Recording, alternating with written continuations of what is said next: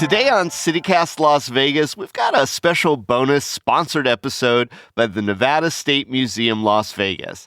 Have you ever wanted to hike a 2,700-mile trail across the Southwest with nothing but mules, wool, and a whole lot of grit?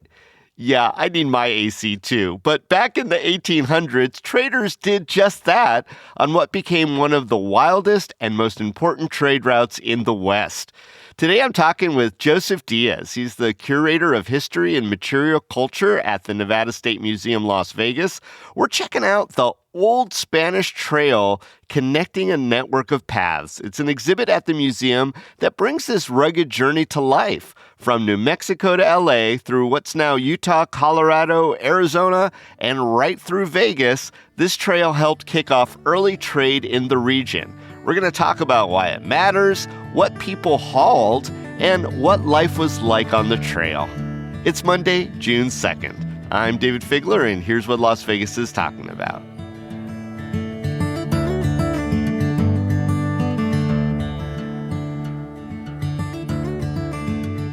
Joseph, for listeners who may not be familiar, what exactly was the Old Spanish Trail and why was it such a big deal in the West? Well, so the Old Spanish Trail, it was started in about 1829 with Antonio Armijo, who was a resident of Santa Fe, New Mexico. And they were trying to forge a trail for trade reasons from that city all the way to California, to the San Gabriel Valley. And they were trying to connect the two colonies, the California colony and the colony in New Mexico. Okay, and so a lot of trade happened along that trail. What kind of goods were moving back and forth, and who was benefiting from the exchanges? Yeah, so there was quite a bit of trade happening. And so in New Mexico, there was a large production of what we call Rio Grande blankets. And Rio Grande blankets were woven from a type of wool called churro wool. It's a type of sheep that the Spanish brought with them from the old world to the new world. And it was highly desirable. And it produced these beautiful, beautiful warm blankets. And so they were produced in New Mexico by Navajo weavers. So they would load those onto mules and horses, and they would travel all the way to California, a 3-month journey. Along with blankets and such, they did other items like piñon nuts.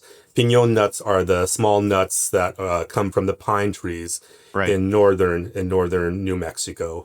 And so they would take them to California along with serapes. And many people don't know what serapes are. They come from a town in Mexico, and they would come up the Camino Real to Santa Fe. They would do some trading there. And then these highly desirable serapes, sort of a blanket, also a type of shawl that men would wear, kind of like a fancy dress for men. And they would also send those to California.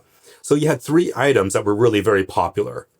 Now, when we say trade, what were they trading for? Was it currency or was it other goods? It was other goods. So when they got to California, they had an abundance of mules as well as horses. The mules in California were highly desirable because they were so well fed from the grasslands. I mean, if you look at, California, in the 1800s, it was a vast, this wonderful cornucopia of things. I picture it very lush. Very lush. And so they were fat, nice mules, great for carrying items back to New Mexico. And actually, those same mules, eventually, when the Santa Fe Trail opened up, they were used for the Santa Fe Trail to St. Louis. So these were really highly desirable mules. Hey, Joseph, I know this just from being a longtime Las Vegan, is that the Spanish Trail passed right through what is now Las Vegas. So how did it help shape the early days of our city? When they were just starting the route to California, they did pass through the Las Vegas Valley. And of course, like any caravan, they look for water sources and grasslands to feed their animals. And so they stopped right here at the Springs Preserve. And it was abundant water, beautiful grasslands. And so the story really unfolds right here at the Springs Preserve, right where the exhibit is held. So Oh, if you wow. look out our window, it's like, wow, this is where Las Vegas got its start. And it was actually John Fremont in 1844 who then put Las Vegas on the map. So it was founded by the Spanish or Mexico, and then it was John Fremont who put it on the map. Right. And by putting it on the map, you mean physically as a cartographer or, cartography adjacent, labeled it as Las Vegas. Las Vegas, the meadows. So yeah. So I think that's so cool. When you look out our window, you can say, "Wow, Las Vegas started right here because of the old Spanish Trail." Yeah, and I love that the Nevada State Museum Las Vegas is right there at Springs Preserve, which is just a gem of the community. And while we may not be the Meadows anymore as far as how lush the valley is, we still have that as a great point to learn more about our own past. So, what was life like for people traveling this route, the Old Spanish Trail? Yeah, it was tough. I mean, coming from Santa Fe, you would have to laden your mules and horses with food that could survive the trip. And of course, they would hunt and along the trail for antelope, for deer, for Hmm. rabbits, for squirrel. And then, of course, they brought their dried buffalo meat and dried fruits and masa to make tortillas along the way. The travel was not by cart, but it was by mule and horse only. So there was it was a difficult ride. Yeah, no, I imagine because you were making it sound pretty good there with the mesa and the buffalo jerky. That actually sounds quite good. But I also think about like the Oregon Trail, and people dying of dysentery and stuff. So, what was life like as far as those other challenges? What kind of challenges did they come up against? Right. Of course, there was always raids on their caravan, depending on what part of the country they were going through. Hmm. Finding reliable sources of water, traveling, trying to get across the rivers, especially during the late spring. If they got a late start from California, that was really dangerous. Trying to cross those rivers in caravans. Yeah. Horses and mules would get swept away along with people. And then, of course, snow. As you get closer to the mountain areas, there was always the fear of snow and getting trapped. Yeah. I mean, we have one of the most notorious in the United States history in our state, not exactly on the Spanish Trail, but yeah, I can imagine that those stories really did spread and spread a lot of fear throughout the caravanners. Absolutely. We don't have record of many families. It was mostly men. Occasionally women would travel later on the trail to settle in California with their husbands and such. But no, it was a scary thing. I mean, I would Yeah. probably be dead within the first, few days of traveling on the old Spanish Trail. Yeah, Joseph, you and me are together in that. We'll hold hands and just be left behind. The exhibit does not shy away from the hard truths of that time. I mean, certainly John C. Fremont is a complicated character, but there was also like human trade happening on the old Spanish Trail. Can you share how those kind of hard truths fit into the story of the trail? Yeah, so I really wanted to include this because so many people don't know about what I call the other trade, and there's or the other slavery, and there's a great book out called The Other Slavery as well. And it was Native American slavery. So the Utes, who were a horse culture, would often raid non-horse peoples in the Southwest, natives people, and they Hmm. would capture young children and women, and they would trade them with the Spanish back in New Mexico or in California. Mm. I was going through some documents, and the young girls were the most desirable because they made great house servants. And if you got a Navajo woman or young girl, they often knew how to weave. And so they would weave those blankets that were so important in the trade going to California. So they had their own sort of, mini sweatshop. A dark part of history, but definitely there. And, And it was the Paiute who actually suffered quite a bit. And I came across a will when I was doing some research in New Mexico. and of a wealthy woman, Spanish, living in the Taos area, Taos, New Hmm. Mexico.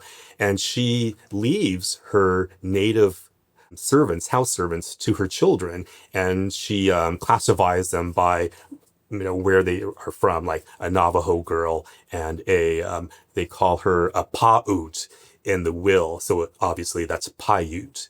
Oh, okay. And it just really is. It's heart wrenching. These people just being torn from their families. What kind of reactions have you gotten from people, whether it's school kids or adults, on the exhibit when it comes to that portion of it? Well, the kids, they kind of get it. It's usually the adults that have that aha moment. Wow, I never knew this slavery existed. We hear about the black slavery, but never of the slavery that of Native Americans. Yeah. Well, we appreciate that. We don't try to literally whitewash the trail into like a paved highway. Yeah, It's exactly. you show all of the highs and lows of it. And I'd imagine you're proud of some of the artifacts from that era that are on display. So, what are some of the artifacts, or maybe the one best artifact that people shouldn't miss when they come out to the museum? Yeah, there's actually two I really like. One of them is this beautiful spinning wheel from about 1820, produced in New Mexico, of made out of cottonwood wood. And it's absolutely stunning. It shows the wear and tear on it, and you can imagine someone sitting behind it spinning wool. And then there's a small, what we call a retablo. It's sort of a little portable image of a saint that has a little leather sleeve. And so I often imagine whoever carried this piece, it was for private, personal devotion. And downtime on the trail at night, they may pull this little retablo out and say a prayer, for safe journey, safe trip back home. And so it's very personal. And that's what I like. Yeah, I'd imagine in all the research that you've done, and how long have you been with the museum now? Just about 2.5 years. So I'm a newbie. Yeah, although I'm imagining in that 2.5 years you've discovered quite a bit. What might be one of the more interesting to you personal discoveries in your research about the Old Spanish Trail? Well, I have to go back to that will. That will was really just fascinating. And when I saw the term Paiute, it just brought it all back home here to southern Nevada, that the slave trade did exist and they were capturing Paiute Indians. Yeah. Have you had any conversations with any representatives from the Paiute band out here? What are their thoughts about the display, or just any kind of general conversations you've had with them about the Old Spanish Trail? Well, it was really important to include them. So for the opening, I had them bless the exhibit. And they came out and did a wonderful ceremony. And they know of the sort of the trade that happened early on in their history. And I also wanted to run by them. There's another piece in the exhibit that we discovered in our collections that we did not know that we had. And it was an early dictionary of Paiute words from a settler that settled in the Las Vegas area.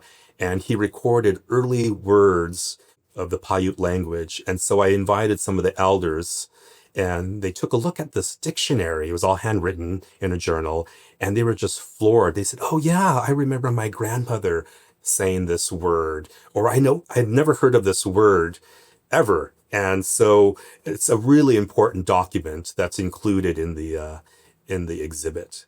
Well, that's remarkable. I mean, Yeah. I don't think we're going to be getting any Duolingo in Paiute anytime soon, but it is really stunning that, some of these either artifacts or stories have been captured so well. And I think that the Paiutes as a generality have been very good in um, understanding and preserving their history. And I appreciate that they are in conversation with you. That had to be so important to you. Oh, absolutely it is. In every exhibit that I do, whether it be, something that's based on Mexican culture or Native American culture, it's important to bring those people in and have a discussion.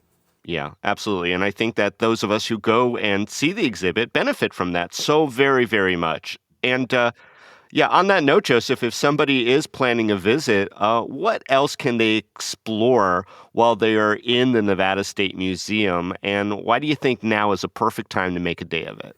So we have our permanent exhibits in one of the galleries, and it takes you from prehistory all the way up to contemporary culture. And it's a fantastic permanent exhibit. And you can certainly make a day of the whole campus of the Springs Preserve and the Nevada State Museum, Las Vegas. And summer's coming up. It's a great time to get out of the heat of summer and into these cool buildings and enjoy the history of Nevada. Yeah, I mean, it is definitely a gem over at the Springs Preserve. You could spend an entire weekend at the Springs Preserve. What do you think? Do you think that if people go to Springs Preserve for a day, they should start out at the Nevada State Museum, Las Vegas, or end up there at the end? Absolutely start at the museum and then head on out to the Springs Preserve and explore their beautiful campus. Yeah, just walking around and seeing what's in bloom and all the information about what was and is still around. It really is just a wonderful day. Well, Joseph, I can't thank you enough for coming on and telling us about this new exhibit, the Old Spanish Trail. I hope people come from far and wide to check it out. Thank you, David. And you can catch the Old Spanish Trail, connecting a network of paths at the Nevada State Museum in Las Vegas now through July 7th. The museum is on the campus of the Springs Preserve. Admission is free if you are a member of the museum, and honestly, it is such a cool way to spend an afternoon. Go to lasvegasmuseum.org to learn more. We'll be back tomorrow morning with more news from around the city. Till then, stay lucky.